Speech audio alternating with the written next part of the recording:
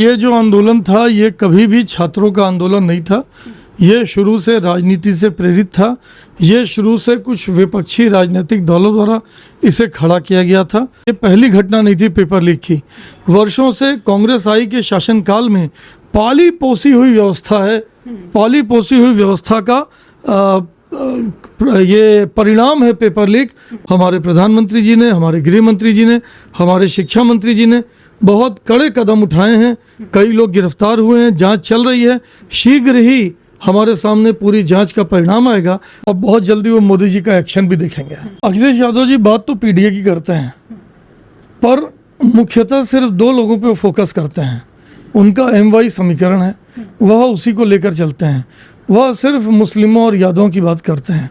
लेकिन भारतीय जनता पार्टी भारत की जनता की पार्टी है। भारतीय जनता पार्टी दो आंखों से नहीं देखती। भारतीय जनता पार्टी सभी जाति, सभी वर्ग, सभी धर्मों की पार्टी है। यह सभी को एक बराबर निगाह से देखती है और सभी के लिए काम करती है। इसलिए उत्तर प्रदेश की जनता प्रचंड बहुमत से भारतीय जनता पार्टी को 2 बार जिता चुकी है और काम से प्रसन्न होकर तीसरी बार भी जिताएगी। कांग्रेस तो देखिए यूपी में कहीं बची ही नहीं है। कांग्रेस पार्षद जिताने लायक स्थिति में भी नहीं है। नमस्कार, स्वागत है आपका हमारे चैनल में। इस वक्त हम मौजूद हैं देश के प्रधानमंत्री नरेंद्र मोदी के संसदीय क्षेत्र वाराणसी में और हम इस वक्त बात करने जा रहे हैं वाराणसी कैंट से विधायक सौरभ श्रीवास्तव जी से। ये 2 बार से यहाँ से विधायक हैं और हम इनसे जानने का ये प्रयास करेंगे कि आखिर साल 2027 के विधानसभा चुनावों को लेकर के क्या तैयारियां हैं और क्या इस बार बीजेपी जीत की हैट्रिक लगा पाएगी या नहीं लगा पाएगी। अगर बीजेपी जीत की हैट्रिक यूपी में लगाती है तो ये अपने आप में न सिर्फ बीजेपी के लिए एक बड़ा रिकॉर्ड होगा, लेकिन उत्तर प्रदेश की राजनीति में भी अलग रिकॉर्ड होगा। तो आपका स्वागत है हमारे चैनल में। क्या कुछ कहेंगे, किस तरीके की तैयारियां चल रही हैं आपके क्षेत्र में? सर्वप्रथम आपके चैनल के सभी दर्शकों को मेरा प्रणाम। आपका पहला प्रश्न ये था कि 27 के चुनाव को लेकर भारतीय जनता पार्टी की तैयारी क्या है। तो मैं आपको बताऊं, हमारे देश में राजनीतिक दल 2 प्रकार के हैं। एक वो राजनीतिक दल जो 5 वर्ष अपने घरों पे आराम से एसी में बैठे रहते हैं, ट्विटर खेलते हैं और चुनाव के समय निकल आते हैं। तो उन दलों को प्लानिंग करनी पड़ती है, स्ट्रेटजी बनानी पड़ती है चुनाव लड़ने के लिए। लेकिन भारतीय जनता पार्टी सिर्फ एक राजनीतिक दल नहीं है, बल्कि एक राजनीतिक सामाजिक संस्था है। भारतीय जनता पार्टी पूरे 5 वर्ष प्रतिदिन जनता के बीच में किसी न किसी तरीके से रहती है। भारतीय जनता पार्टी विभिन्न सामाजिक कार्यक्रमों के थ्रू, कभी रक्तदान, कभी स्वच्छता अभियान, कभी कंबल वितरण, कभी कुछ न कुछ वृक्षारोपण भारतीय जनता पार्टी निरंतर करती है। और जिस कारण से भारतीय जनता पार्टी को चुनाव में कोई स्ट्रेटजी बनाकर आने की आवश्यकता नहीं होती। हमारी जो पार्टी है ये भारत की जनता की पार्टी है, भारत की जनता के लिए है और भारत की जनता के लिए 365 दिन 5 साल रात दिन तत्पर रहती है।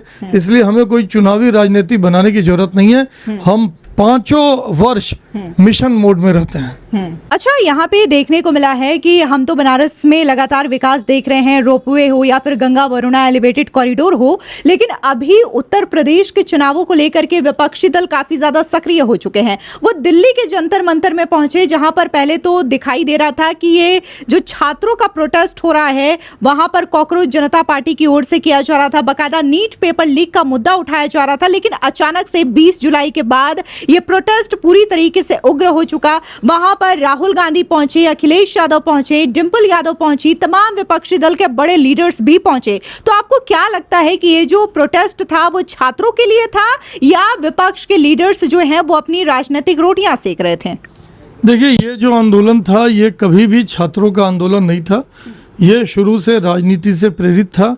ये शुरू से कुछ विपक्षी राजनीतिक दलों द्वारा इसे खड़ा किया गया था। मैं निश्चित रूप से कहूँगा कि पेपर लीक होना गलत है, पेपर लीक कभी नहीं होना चाहिए।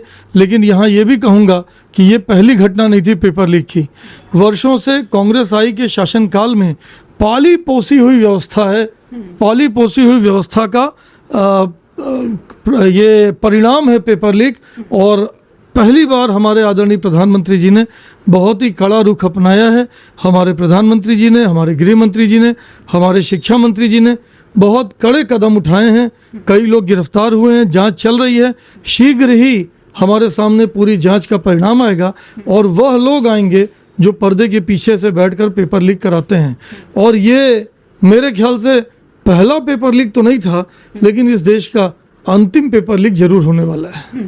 तो आप ये कह रहे हैं कि ये पहला पेपर लीक नहीं था, लेकिन अंतिम पेपर लीक जरूर होगा। और इस मुद्दे को लेकर के देश के प्रधानमंत्री मोदी ने भी बड़ा बयान दिया है। उन्होंने कहा है कि जो भी आरोपी हैं उनके खिलाफ सख्त से सख्त एक्शन लिया जाएगा। फास्ट कोर्ट के तहत ये पूरा का पूरा मुकदमा जल्द से जल्द सॉल्व किया जाएगा, ताकि आगे से कोई भी जो आरोपी है इस तरीके का दुस्साहस ना कर सके। लेकिन प्रधानमंत्री मोदी ने आज जो बयान दिया है, इसको लेकर के विपक्ष कई दिनों से सवाल उठा रहा था कि आखिर प्रधानमंत्री मोदी इस पूरे मामले को लेकर के खामोश क्यों हैं?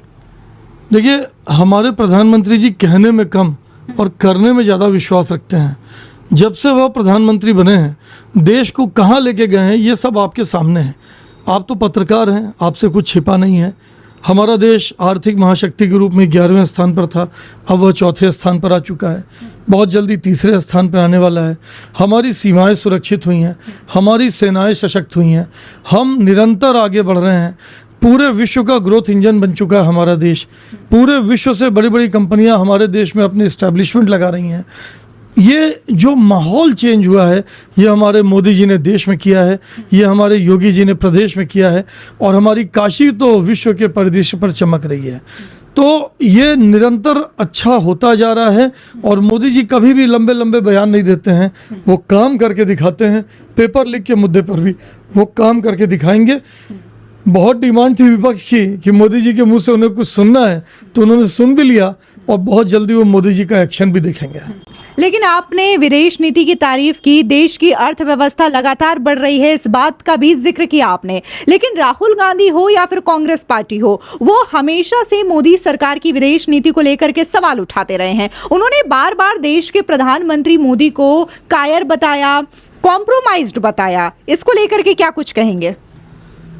पूरा विश्व एक नेता का सम्मान कर रहा है। आदरणीय प्रधानमंत्री जी को अब तक 35 देशों ने अपना सर्वोच्च सम्मान दिया है। कई जगह हमने ऐसा भी देखा है कि दूसरे देशों के राष्ट्राध्यक्ष उनका पैर छूकर प्रणाम कर रहे हैं, प्रोटोकॉल तोड़कर उन्हें रिसीव करने आ रहे हैं, सी ऑफ करने जा रहे हैं। कई देशों के राष्ट्राध्यक्ष स्वयं ड्राइवर को हटाकर खुद गाड़ी चलाकर उन्हें घुमा रहे हैं। ये जो पूरे विश्व में उन्हें सम्मान मिल रहा है, यही बता रहा है कि हमारे प्रधानमंत्री जी ने हमारे देश का और प्रधानमंत्री पद की गरिमा कितनी अधिक बढ़ाई है।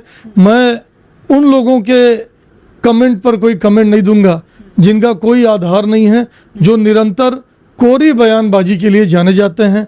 जब उनकी सरकार थी, उन्होंने देश के लिए कुछ किया नहीं। देश का न कहीं मान था, न सम्मान था।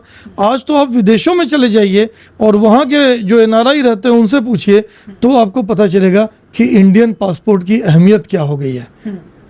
तो आप लगातार ये कह रहे हैं कि बहुत ज़्यादा काम जो है, चाहे काशी के लिए हो या फिर भारत के लिए हो, प्रधानमंत्री मोदी ने ऐसा काम किया है कि वो पूरा इंटरनेशनल लेवल पे उस चीज़ को सम्मान मिल रहा है। लेकिन राहुल गांधी जो हैं या फिर कांग्रेस हो, उस चीज़ को वो या तो नज़रअंदाज कर रहे हैं या फिर देखना नहीं चाहते हैं। लेकिन बात अगर हम छात्रों को लेकर के करें, तो जो छात्रों का पीसफुल प्रोटेस्ट हो रहा था, वो पूरी तरीके से उग्र हो जाता है। यहाँ पर अखिलेश यादव पहुँच गए, डिम्पल यादव पहुँच गई, और आपको लग रहा है कि जो छात्रों को लेकर के, छात्रों की आड़ में राजनीतिक रोटियां सेक रहे हैं, या फिर पूरा का पूरा मुद्दा भुनाने की कोशिश कर रहे हैं मोदी गवर्नमेंट के खिलाफ, बीजेपी के खिलाफ, तो इसका असर यूपी के चुनावों में देखने को मिलेगा?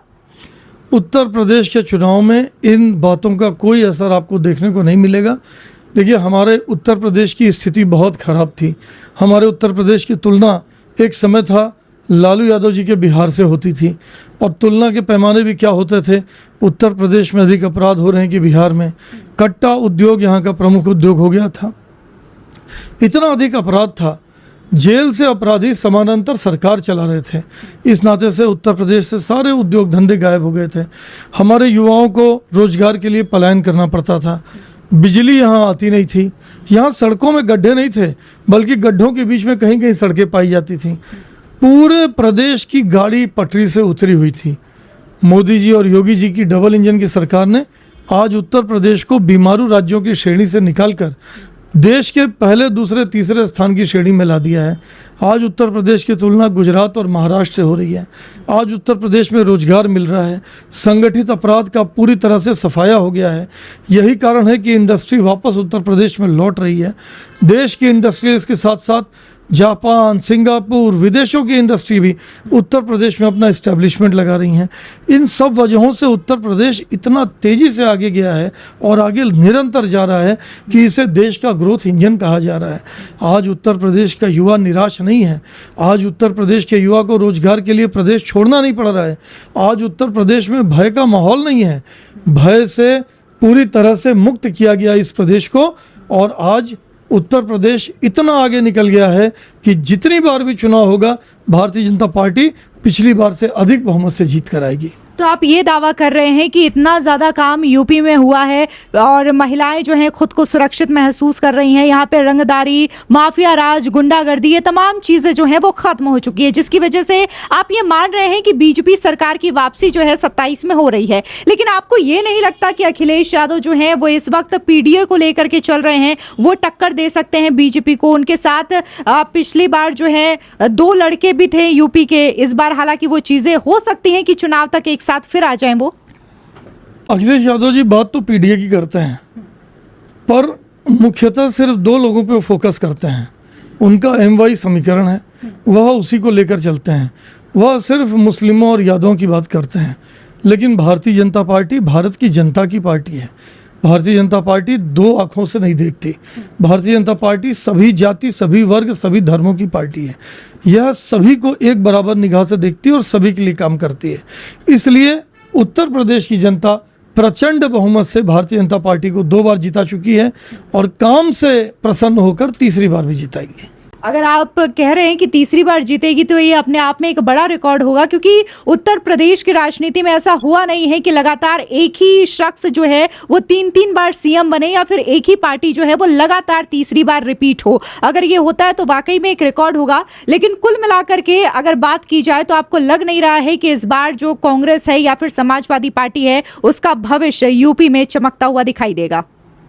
कांग्रेस तो देखिए यूपी में कहीं बची ही नहीं है। कांग्रेस पार्षद जिताने लायक स्थिति में भी नहीं है। लेकिन समाजवादी पार्टी कहीं कहीं टक्कर देने की स्थिति में है। इसके अलावा कुछ उनके पास नहीं है। उनका जो समीकरण है मुस्लिम और यादव का, इस बार तो वह भी बिखरता हुआ नजर आ रहा है।